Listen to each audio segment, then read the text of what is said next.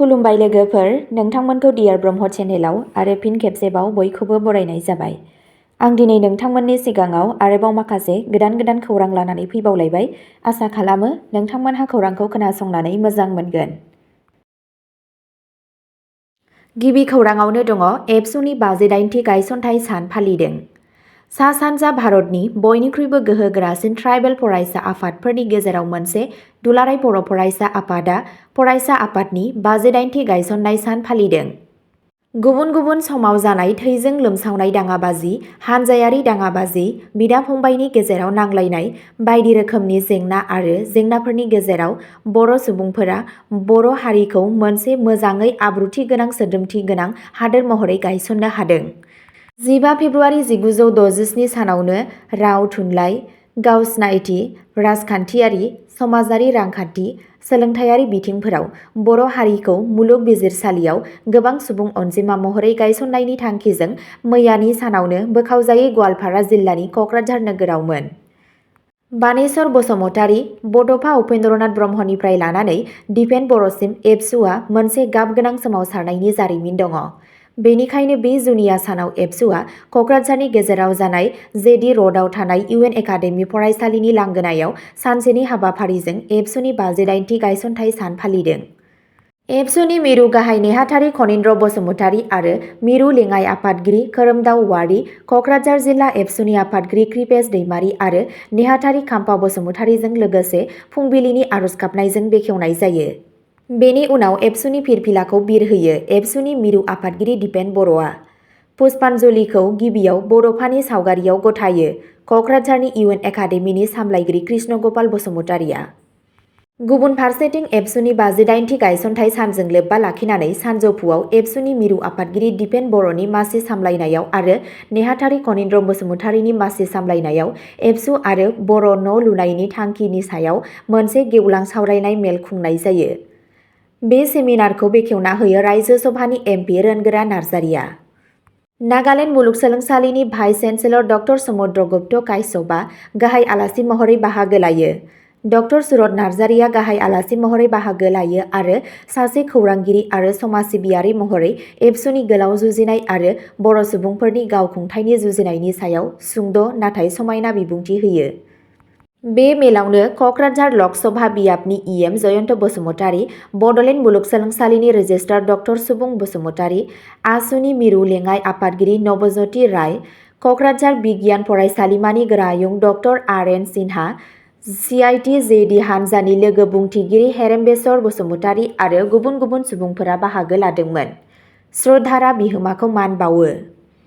एबसुनि मिरु आफादगिरि दिपेन बर'आ बुङो दि 17 फेब्रुवारियाव क'क्राझाराव खुंफुंजानो गोनां आसाम बिधान सभानि जथुम्मायाव 6थि फारिलाइ बिटिआरखौ आरोबाव गोख्रों खालामनायनि राहाफोरखौ सुस्रांनाय जागोन। गुबैयै बांसिन खुंथायारि गोहो होनायनि थाखाय थोंजोङै बिटिआरनो थोजासे रां राननायनि लामाखौ गोरलै खालामगोन।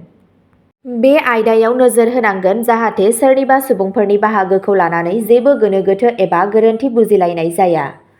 बिटिआरनि सुबुंफोरा खोथा होयो दि बेफोरबायदि जेंनाफोरनि सुस्रांनाया नुजादों आरो क'क्राझाराव जानाय बिधान सभा जथुम्माया फिथाइ गोनां जागोन होनना मिजिंथियो।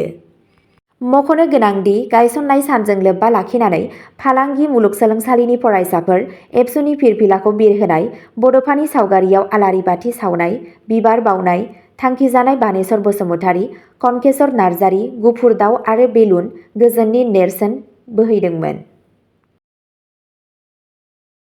नैथि खौराङाव दङ आसाम चिफ मिनिस्टार हिमन्त बिश्व शर्माया 4587 गोदान साख्रिनि एपइन्टमेन्ट लेटार रानदों।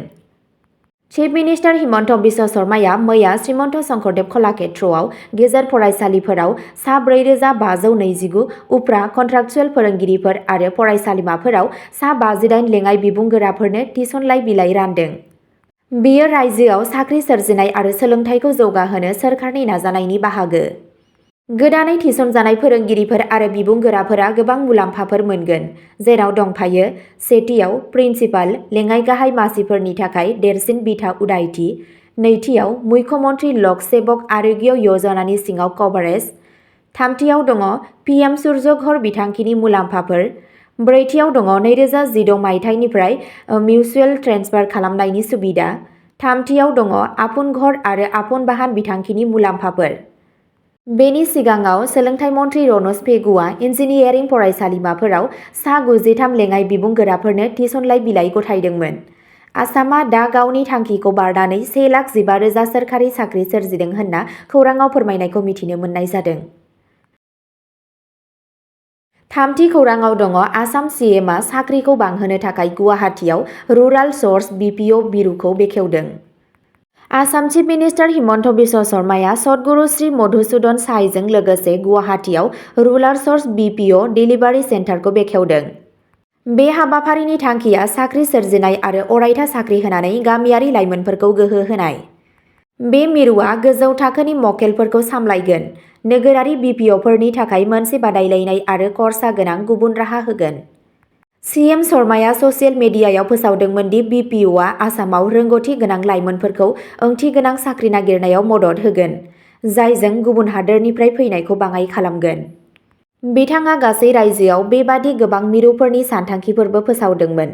बेनि सिगाङाव 30 जानुवारि खालि गिबि मन्थ्रिया साइकेल फेक्टरिं जंक्शनआव मोनसे गोदान फ्लाइअभारनि अन्थाइ खाम्फा गायसनदोंमोन आरो रायजोआरि खिखरसालि, रायजोआरि बिल्डिं, गोथै सावग्रा जायगा आरो गोथै सावग्रा थावनिफोरजों लोगोसे 14.67 कौटि रांनि जौगालु बिथांखिफोरखौ बेखेवदोंमोन।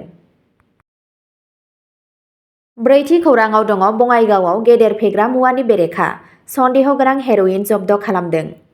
फेग्रा मुवा फालांगिनि सायाव मोनसे गिदिर सिग्रोमनायाव DYSP गाहाय मावख'नि सिङाव OC मानिकपुर PS आरो IC गेरुखाबारि PPनि दैदेननायाव मोनसे हानजाया बङाइगावनि दिल्ली पान्जाब धाबायाव साहाजमल बनियानिफ्राय सन्देह गोनां फेग्रा मुवा जब्द खालामो। पुलिसआ सन्देह गोनां आफिम आरो 3.78 ग्राम सन्देह गोनां हेर'इन बोखांनो हायो। बेनि सिगां बङाइगाव पुलिसआ राकेश हुसेनजों सालायजानाय गंसे ई-रिक्सानिफ्राय 9.33 ग्राम हेर'इन जब्द खालामो आरो आसाम STFआ साहा गुवाहाटीआव 4 कौटि रांनि 600 ग्राम हेर'इन बोखांनो हायो।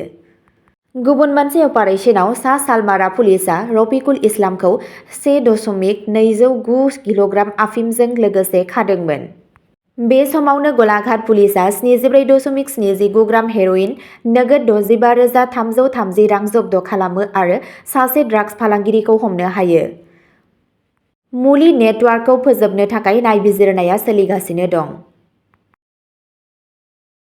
बाथि खौराङाव दङ दफा 6 खौ मावफुंनायनि सायाव दिनै 14 फेब्रुआरियाव सावरायनो थाखाय CMOआ आसु दैदेनगिरिफोरखौ हांख्रायहरदों। CMO गिबि मन्थ्रिनि मावख'आ आसाम गोरोबथानि दफा 6 नि सायाव गोजौ थाखोनि आफादगिरिनि रिपर्टखौ मावफुंनायनि सायाव गिबि मन्थ्रि डक्टर हिमन्त बिश्व शर्माजों दिनै 14 फेब्रुआरि खालि सावरायनो थाखाय आसु, दुलाराय बर' फरायसा आफादनि आफादगिरि उत्पल शर्मा, नेहाथारि समिरन फुकन आरो गाहाय बोसोनगिरि समाजुल भट्टाचार्यखौ हांख्रायहरदों होनना सुलुंनिफ्राय मिथिनो मोननाय जादों। दिनै सावरायगोननि रिजाल्टखौ बयबो मोजां जागोन होनना आसा खालामनाय जादों। द'थि खौराङाव दङ NH-17 आव दावबायारि बास आरो बाइकजों सौग्रावनायाव 2 सुबुंनि जिउ खहा। सनिबार 15 फेब्रुआरिनि मोनाबिलियाव बक' पुलिस थानानि सिङाव थानाय लामफारायाव माहारियारि राजा लामा 17 आव मोनसे गिख्रंथाव लामा जाब्रबथायाव 2 सुबुंफोरा जिउ खोमानांदोंमोन।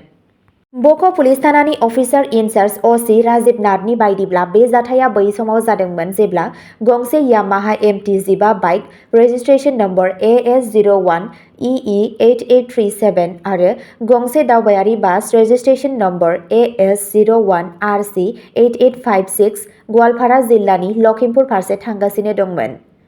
खौरां मोननाय बायदिब्ला बासआ बाइकखौ उनथिंजायनिफ्राय सौग्रावदोंमोन आरो जाथाय जायगानिफ्राय खारखोमानो नाजादोंमोन। रिपर्टखौ मोननायनि उनाव बक' पुलिसआ गोख्रैनो जाब्रबथाय जानाय थावनियाव सौहैयो आरो उनाव अक्सिया गामियाव बासखौ होबथायो। बबेखानि सालायग्राया हमजानायनि सिगां खारखोमालांनो हादोंमोन।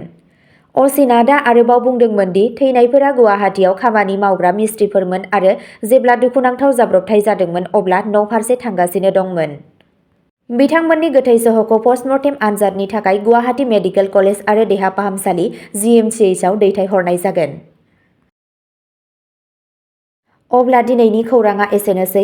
नोंथांमोनहा बेबादिनो सानफ्रोमबोनि गोदान खौरांनि आपडेट मोननो थाखाय चेनेलखौ साबस्क्राइब खालामनानै लादो आरो खौरांखौ खोनासंनानै मोजां मोनदोंब्ला अन्नानै लाइक, शेयार आरो कमेन्टबो खालामनानै होलांब्लानो जाबाय। गोजोन्थों।